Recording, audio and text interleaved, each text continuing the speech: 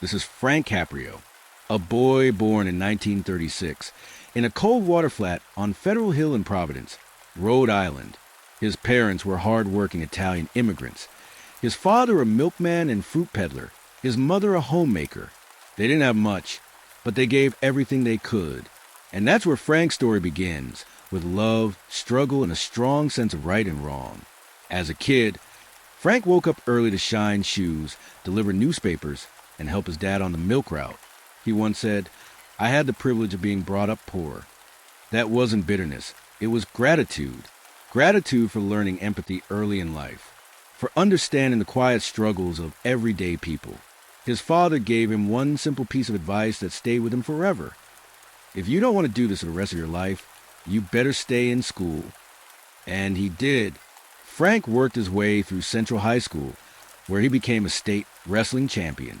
He earned a scholarship to Providence College, and after graduating in 1958, he took a job teaching civics and government.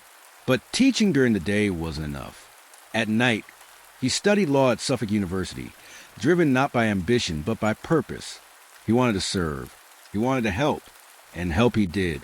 He became a lawyer, then a member of the Providence City Council. And in 1985, he took the bench as a municipal judge in Providence. That's when the world started to take notice. Not because he was harsh or dramatic or made headlines with tough sentences, but because he did something few judges ever did. He listened. People came into his courtroom, expecting judgment. Many left with mercy. Frank's Courtroom, immortalized in the show Caught in Providence, became a sanctuary for compassion. His cases went viral, shared millions of times across the globe, not because they were dramatic, but because they were deeply human. There was the young boy who got a red light ticket. When Frank asked about school, the boy shyly said he got straight A's. Frank smiled, paused, and said, "I think I'm going to give you a break." Just like that, the fine was gone, but the boy left the courtroom believing in kindness. There was a bartender who could barely afford to pay rent, let alone a traffic ticket. Frank heard her story and said with a laugh, "You made $3.84 an hour? You deserve a reward, not a fine." And he let her go with a smile. One of the most moving moments came with a grieving mother who had racked up hundreds of dollars in fines. She could barely speak through her tears.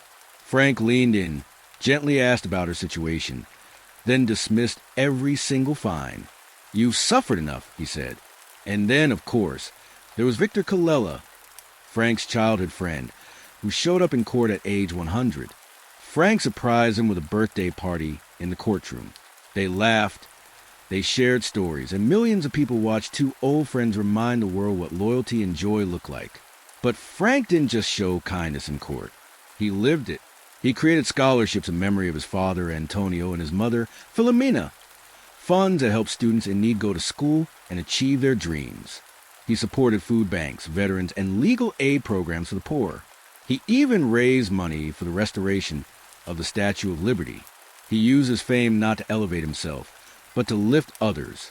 In 2023, Frank was diagnosed with pancreatic cancer. Even then, he remained humble, still smiling in interviews, still posting messages of gratitude.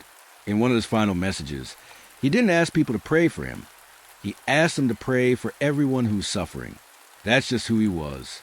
Frank Caprio passed away on August 20th, 2025, at the age of 88. The flags in Rhode Island were lowered to half-staff. Tributes came pouring in, not just from politicians or celebrities, but from everyday people. People who have been touched by a few minutes of compassion, seen on a screen from a courtroom halfway around the world. And if you ask anyone what made Judge Caprio different, they'll tell you this. He didn't just wear a robe. He wore a heart underneath it. "Sometimes a hand on the shoulder can make all the difference," he once said. And that's exactly what he gave the world. If this story moved you, even a little, consider carrying that kindness forward.